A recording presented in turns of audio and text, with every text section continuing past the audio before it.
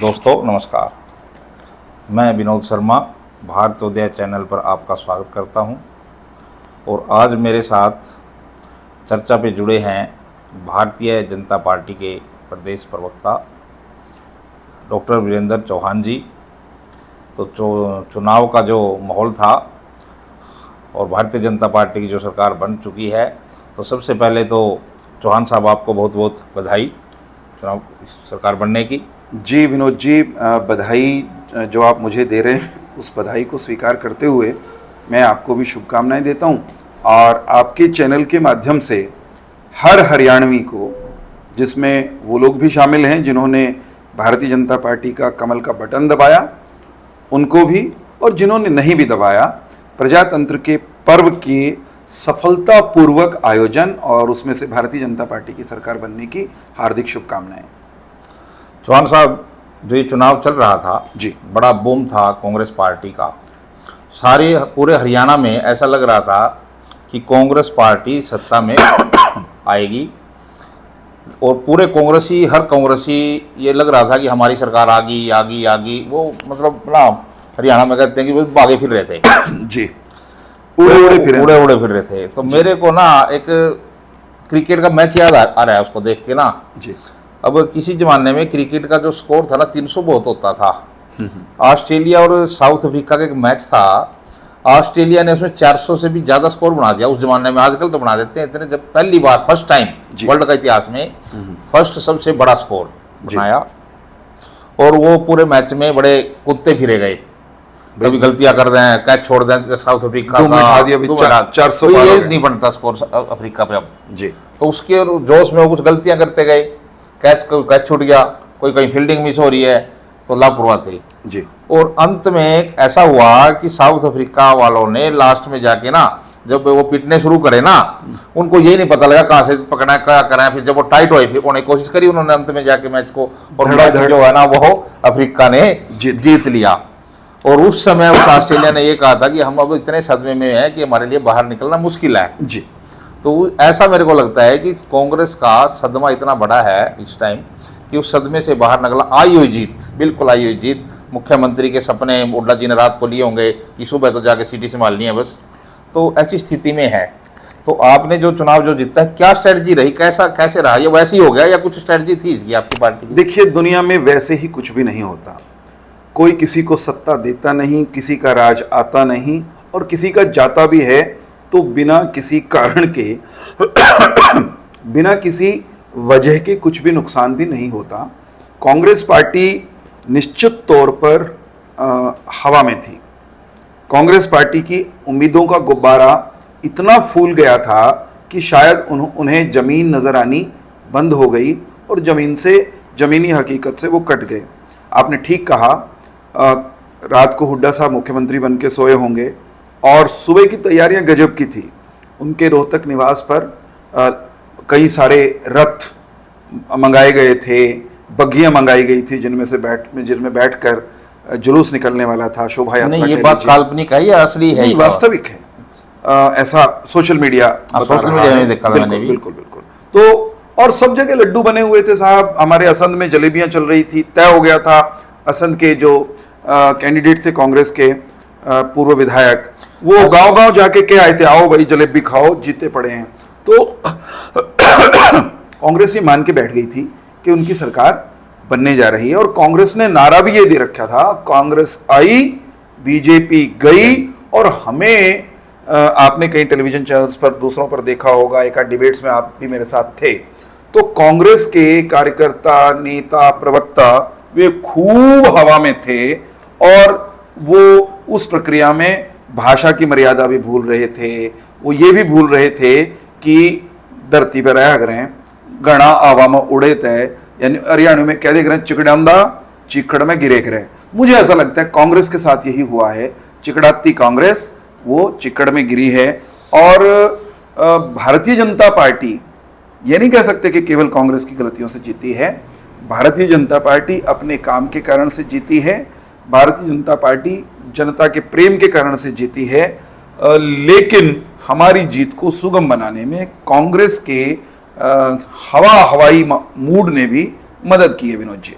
पिछली बार जब आप मेरे पास से जुड़े थे जी तो मैंने चर्चा की थी कि कांग्रेस का जो माहौल है जी। बहुत उच्च स्तर का है, लेकिन आपने मुझे उसमें कहा था, मेरे याद है, कि कांग्रेस का जो माहौल था वो गुब्बारा जो था वो फुला हुआ था और वो धीरे धीरे पिचक रहा है। जी। तो आपने ऐसा उस टाइम कहा था, शायद मुझे भी यकीन नहीं था कि इतना पिचक रहा है कि आपने तो उसको पिचका के वो बिल्कुल खत्म ही कर दिया। नहीं, इतना मुझे भी उम्मीद नहीं थी। पिचक रहा तो मैं मान रहा था, पिचकने तो लग रहा है। देखिए, मैंने बहुत विनम्रता से स्वीकार किया था कि कांग्रेस का एक प्रोपेगेंडा है और उस प्रोपेगेंडा के कारण कांग्रेस की चर्चा, कांग्रेस आ रही है, ये चर्चा धरातल पर भी आम जनमानस में भी होने लगी थी। जो निरपेक्ष लोग थे, न्यूट्रल लोग थे, उनकी जुबान पर भी कांग्रेस कांग्रेस आ गया था और उसके कारण कभी कभी हमको भी तनाव, टेंशन होने लगी थी। ये कैंपेन के शुरुआती दौर की बात है, लेकिन मैंने आपको बताया था कि कांग्रेस के इस गुब्बारे की हवा वो निकल रही है और बहुत सारे उसके फैक्टर्स हैं। अंततोगत्वा मेरी उस दिन भी राय थी, मैंने उसके बाद भी कई चैनल्स पर कहा कि जब चुनाव होगा, जब वास्तव में मतदान होगा और ईवीएम से परिणाम आएंगे, तब तक हम इतना अपना काम कर चुके होंगे, इतना लोगों का मन बना चुके होंगे कि भारतीय जनता पार्टी पूर्ण बहुमत की, अपने दम पर स्पष्ट बहुमत की सरकार बना लेगी और हम पिछले आंकड़ों को पार कर जाएंगे। ये मुझे विश्वास था और उसका आधार, अगर आप मुझे फैक्टर्स पूछेंगे तो मैं 2-4 फैक्टर्स भी गिनवा सकता हूं। मसलन एक फैक्टर उस दिन भी मैंने बताया था कि कांग्रेस के का जो कैंपेन था वो हुड्डा की नौका में सवार होकर सरपट दौड़ रहा था। उस नौका को पंक्चर करने में, छेद करने में कुमारी शैलजा ने एक अच्छी भूमिका अदा की। उनके लिए खराब हो सकती है, हमारे लिए अच्छी। कुमारी शैलजा यानी एक दलित चेहरा, ऐसा दलित चेहरा अन्यथा जो शालीन है, शिष्ट हैं, कभी उनको खराब तरीके से बोलते हुए नहीं देखा गया। उनकी छवि कांग्रेस के भीतर भी और कांग्रेस के बाहर भी एक सहज भाव से चलने वाली नेत्री की है।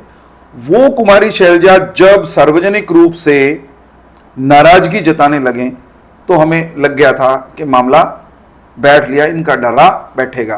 कुमारी शैलजा कई दिन तक कैंपेन में खुद नहीं आई, फिर कैंपेन में आ भी गई तो टेलीविजन पर, अलग अलग चैनल्स पर बात करते हुए जिस तरह से उन्होंने रुआंसा होकर बात की, ऑलमोस्ट उनके आंसू, यूं लग रहा था कि अब निकले।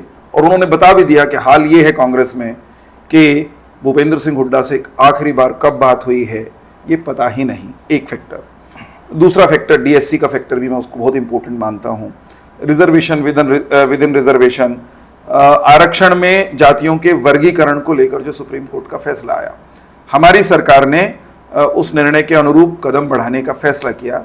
तो ये तय हो गया था कि जो डीएससी हैं, डिप्राइव्ड शेड्यूल कास्ट हैं, उनका समर्थन भारतीय जनता पार्टी को मिलेगा। लोकसभा के चुनाव में हमारे साथ नहीं थे, परंपरागत रूप से वो कांग्रेस के साथ जाते होते हैं और कांग्रेस उस विषय पर मौन थी। इसलिए ये तय हो गया था लगभग चुनाव के मध्य में कि समाज का वो तबका भारतीय जनता पार्टी के साथ आएगा। एक पिछड़ा वर्ग, हमने एक पिछड़े वर्ग के कार्यकर्ता को मुख्यमंत्री बनाया था, मुख्यमंत्री बनाने का हमने ऐलान किया था। कांग्रेस ने मुख्यमंत्री कौन होगा अप्रत्यक्ष रूप से तय कर दिया था कि भूपेंद्र सिंह हुड्डा होंगे। तो जो लोग भूपेंद्र सिंह हुड्डा को मुख्यमंत्री के रूप में देखने से परहेज करते हैं, जिनको लगता था कि भाई भूपेंद्र सिंह हुड्डा बन गया तो न्यू हो जाएगा, उन सब की सहानुभूति, उन सब का स्नेह और समर्थन भारतीय जनता पार्टी को मिला। इसका मतलब ये है कि शैलजा को तो भारतीय जनता पार्टी ने माला पहनाई देनी चाहिए कहीं ना कहीं जाके, या कोई गुलदस्ता दे देना चाहिए कि उसको कारण है शैलजा जो है भारतीय जनता पार्टी को जितवाने का। लेकिन मुझे और लगता है जी, मुझे एक सबसे बड़ा स्टार प्रचारक ना भारतीय जनता पार्टी में राहुल गांधी लगता है। राहुल गांधी, पता नहीं उसकी किस्मत ऐसी है बेचारे की, अब वो जहां भी आया जी, वो सीटें जो है वही सीटें हार रही, वो सीटें हार रही हैं। और उसके बाद जो है, चाहे वो जलेबी का विषय छोड़ गया, वो एक बड़ा जो है सोशल मीडिया पे चला, कैसे चला, मतलब उसको ना राजनीति में ऐसा हो गया वो कि सबसे जो ना राजनीति में इतना बड़ा प्रधानमंत्री तो क्या बनेगा, वो एक इंसान भी मतलब ऐसा नहीं रहा, भी पनौती जैसा एक जो मतलब जैसा होता है बचपना ऐसा पेश कर दिया गया उसको। राहुल गांधी पर मुझे ये कहना है, राहुल गांधी जब आए हरियाणा में, उन्होंने चयन किया कि पहली सभा असंध में करूंगा। तो हरियाणा में कांग्रेस के चुनाव प्रचार की शुरुआत राहुल गांधी ने असंध से की, और असंध उससे पहले ही कंट्रोवर्सी में आ चुका था। असंध वो कॉन्स्टिट्यूएंसी जहां से कांग्रेस के विधायक, सिटिंग विधायक और अब पूर्व विधायक कह लीजिए और उस समय के प्रत्याशी ये कह चुके थे मारा राज आवेगा तो बाहर तो आयो रिश्तेदारों ने राजी करांगे, सबसे पहले अपना घर भरेंगे। जो इस तरह से खुले आम लूट मचाने की बात करता हो, ऐसे उम्मीदवार की विधानसभा को कांग्रेस के कथित स्टार प्रचारक ने अपनी पहली सभा का स्थान चुना। हमें लगा था, हमने इसको विषय भी, मुद्दा भी बनाया कि किसके समर्थन में आके खड़े हो गए राहुल गांधी। फिर ये तो पक्की बात है, आपने जो कहा कि राहुल गांधी का नाम तो कांग्रेस की लिस्ट में होता है कि वो कांग्रेस के स्टार प्रचारकों में सबसे ऊपर हैं, लेकिन बहुत लोग व्यंग्य में कहते हैं, मैं तो सीरियसली भी यही बात कहता हूं कि राहुल गांधी आमतौर पर अक्सर भारतीय जनता पार्टी के स्टार प्रचारक की भूमिका निभाते हैं, क्योंकि वो जहां जाते हैं कोई ना कोई एक आध ऐसी बात कह जाते हैं जाने अनजाने में, जिसको स्वाभाविक रूप से लोग ट्रोल करते हैं, ट्रोल हो जाते हैं, और बहुत बार तो वो मुद्दा चुनाव का दे करके चले जाते हैं। अब की बार वो जलेबी दे गए, वो जलेबी ऐसी चली साहब कि चुनाव हो गया, कांग्रेस निपट गई, लोग जलेबी खा भी रहे हैं, जलेबी उड़ा भी रहे हैं, जलेबी शेयर भी कर रहे हैं, और सब तरफ जलेबी जलेबी आपको देखने को मिलेगी। कभी वो आलू दे जाते हैं, कभी वो जलेबी दे जाते हैं, और कुल मिला के कांग्रेस को निपटा जाते हैं। राहुल गांधी का इस मायने में मुझे लगता है कुमारी शैलजा से ज्यादा धन्यवाद करना हमारी तरफ से बनता है, और मैं करता हूं आपके माध्यम से। असंध की अभी आपने बात करी, असंध से मेरे ध्यान आया कि असंध में शायद आपका समय भी, क्योंकि आपका भी वो क्षेत्र है, सबसे ज्यादा समय लगा होगा। और यहाँ आसपास की सीटों में जितनी भी आप साउंडर अगर इसके घूमते हैं, तो असंध एक ऐसी सीट थी जिसमें असंध में जो भी कार्यकर्ता काम कर रहा था, मेरी बहुत लोगों से बात होती थी, कोई ये स्वीकार करने के लिए तैयार नहीं था कि असंध भारतीय जनता पार्टी जीत रही है। मैं भारतीय जनता पार्टी के कार्यकर्ता की बात कर रहा हूँ कि वही स्वीकार करने के लिए तैयार नहीं थे कि असंध जीत रही है। तो असंध में ऐसा क्या हुआ, क्या फैक्टर हुए कि असंध, क्योंकि उसमें ना जिस बरादरी से बीजेपी के था उसी बरादरी से दूसरी पार्टी ने भी टिकट दे रखी थी, और वो ठीक ठाक फाइट में था। तो ऐसा कारण कहीं बता रहे थे कि एक बरादरी के 2 कैंडिडेट हैं, वोट पाड़ेंगे, एक तीसरा भी व्यक्ति जो जिलेराम था वो भी भारतीय जनता पार्टी का नुकसान करेगा, और वो वोट जो है दूसरी संगठित है कहीं ना कहीं, ऐसा लग रहा था। अब उन वोटों को आपने कैसे तो खंडित किया, कैसे दूसरों जो 2 कैंडिडेट दूसरे थे उनको की वोट अपने पास लेके आए, तो क्या स्ट्रेटजी आपने उसमें बनाई? असंध में अब की बार जो हुआ है, असंध में चुनाव वास्तव में टफ था, बहुत मुश्किल चुनाव था, और टेलीविजन पर तो उस समय या कैमरा के सामने तो ये बात स्वीकार करने की नहीं थी, लेकिन अंदर खाने संगठन की बैठकों में, पार्टी की मीटिंग्स में हम सबको लगता था कि हमने बहुत कमजोर विकेट से, बहुत कमजोर फुटिंग से चुनाव शुरू किया है। और छूटते ही जिस दिन टिकट अनाउंस हुई उस दिन टॉक ऑफ द टाउन था, गोगी जीत गया, गोगी बन गया। आपने भी ये बात सब जगह से सुनी होगी।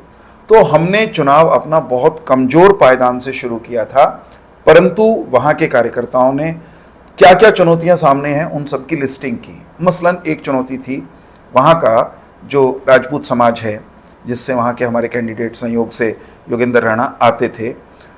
योगेंद्र राणा का जो अपना समाज कहलाता था, उनकी बिरादरी, वो 2 तरफ बटी दिखाई देती थी, और उसमें भी ये दिख रहा था कि बड़ा हिस्सा बसपा के कैंडिडेट की तरफ जा रहा है। पिछली बार के कैंडिडेट भी, पिछली बार क्योंकि वो कैंडिडेट थे और जीत से बहुत नजदीक चले गए थे, तो सबको लगता, और पहले कैंपेन शुरू कर चुके थे, तो सब ये कहते थे भाई ज्यादा हिस्सा राजपूत समाज तो, क्षत्रिय समाज तो ज्यादा उधर चला जाएगा। तो इसकी बैठकर संगठन के स्तर पर रणनीति बनाई गई और बहुत बारीकी से उस पर काम किया गया। हम बहुत पीछे थे समाज में, समाज के एक बड़े तबके को, बड़े हिस्से को रणनीतिक तैयारी के साथ एक बड़ा राजपूत सम्मेलन करके और फिर भाईचारा, रिश्तेदारी, सामाजिक संगठन, उन सबको काम में लगाकर योगी जी भी वहां थे, योगी जी और योगी आदित्यनाथ जी भी आए। केवल योगी आदित्यनाथ जी क्यों आए, अन्य नेता हमारे, अनुराग ठाकुर जी को भी बुलाया गया, सुरेश राणा जी का दौरा हुआ, ऐसे ही अन्य लोग, नेता कार्यकर्ता सब लोग जुटे उसमें, और ये सुनिश्चित किया गया कि वो जो वोट है, जो परंपरागत रूप से भारतीय जनता पार्टी का वोट है, वो बिखरे नहीं, वो छितरे नहीं। वहाँ एक सम्मेलन हुआ समाज का, उसके मंच से अनुराग जी ने भी कहा और हम लोगों ने भी यही कहा कि परंपरागत रूप से क्षत्रिय समाज वो राष्ट्रवादी है, उसकी रक्त में बहने वाला उसकी शिराओं में बहने वाला जो रक्त है वो राम के विरुद्ध नहीं जा सकता, राम के विरुद्ध जाने वालों का साथ किसी कीमत पर दे नहीं सकता। उस कांग्रेस के साथ तो बिल्कुल खड़ा हो नहीं सकता, या उस कांग्रेस की जीत का कारण बिल्कुल नहीं बन सकता जिसने अयोध्या में श्री राम के मंदिर के निर्माण में बाधा डाली हो। और इतना ही नहीं, मंदिर जब बन गया और उनको निमंत्रण दिया कि आजो भाई थाम भी आजो प्राण प्रतिष्ठा में, और उन्होंने उसका निरादर किया हो। तो ये भाव जो है वो केवल राजपूत समाज में नहीं, शेष हिंदू समाज के अन्य वर्गों समूहों में भी संगठन के लोगों ने, संगठन के कार्यकर्ताओं ने सब जगह जाकर के जगाया कि ये लड़ाई कांग्रेस बनाम भाजपा है, इसमें एकजुट होकर के सारे समाज को भारतीय जनता पार्टी के साथ खड़े होना है, क्योंकि भारतीय जनता पार्टी राम की पार्टी है, भारतीय जनता पार्टी भारत माता की बात करने वाली पार्टी है, और कोई भी दूसरा दल भारतीय जनता पार्टी के आसपास फटक भी नहीं सकता, नज़दीक भी नहीं लगता, नेड़े भी नहीं है, पासंग भी नहीं है। तो मुझे लगता है एक बड़ा फैक्टर वो जो समाज के भीतर राष्ट्रवाद का भाव हम जगा पाए, उसने एक बड़ी भूमिका असंध के चुनाव को पलटने में अदा की। कुछ तो मेहनत आपने की, कुछ जो है उस कैंडिडेट ही ऐसा था, उसने कैंडिडेट ने भी जो है अपने पैर पे कुल्हाड़ी खुद मार ली, मुझे ऐसा लगता है वहां पे फुल कुल्हाड़ी मार ली। अब वो पता नहीं किसका घर भरना था, किसने, अब जो है वो इंतजार करेंगे लोग कि हमारा घर कब भरेगा, और वो भरने वाला भी गया, चला गया, तो वो विषय चला गया वो जी। तो इसलिए अब जो है आगे, अब इसमें भारतीय जनता पार्टी की सरकार बनी है, नायब सिंह जी मुख्यमंत्री होंगे, और पिछली जो नाराजगियां हैं किस प्रकार की वो सारी दूर करेंगे, ऐसी हम उम्मीद करते हैं डेफिनेटली। इसके बाद जो और अगली बार जो है आप भी कहीं ना कहीं जो भारतीय जनता पार्टी में आगे कुछ ना कुछ कहीं दिखाई दें, ऐसी मेरी इच्छा है। मैं देखो विनोद जी, जहां तक दिखने दिखाने की बात है, भारतीय जनता पार्टी में, असंध में और भारतीय जनता पार्टी के हरियाणा में दिखने और नजर आने वाले कार्यकर्ताओं में तो मैं ठीक ठाक आगे हूं, लेकिन मुझे पार्टी, मेरा संगठन और किसी महत्वपूर्ण काम में जुटाए, इस बात की उम्मीद आप भी करें, मैं भी करता ही हूँ। जी जी जी जी। तो दोस्तों, आज हमारे साथ वीरेंद्र जी चौहान जुड़े थे, तो इन्होंने अपना जो विश्लेषण किया किस प्रकार से जो है भारतीय जनता पार्टी जीती है, किन किन स्ट्रेटजी से जीती है। तो आज के लिए बस इतना ही, और सुनते रहिए भारतोदय चैनल पर इसी प्रकार की चर्चाएं। धन्यवाद, जय हिंद, नमस्ते।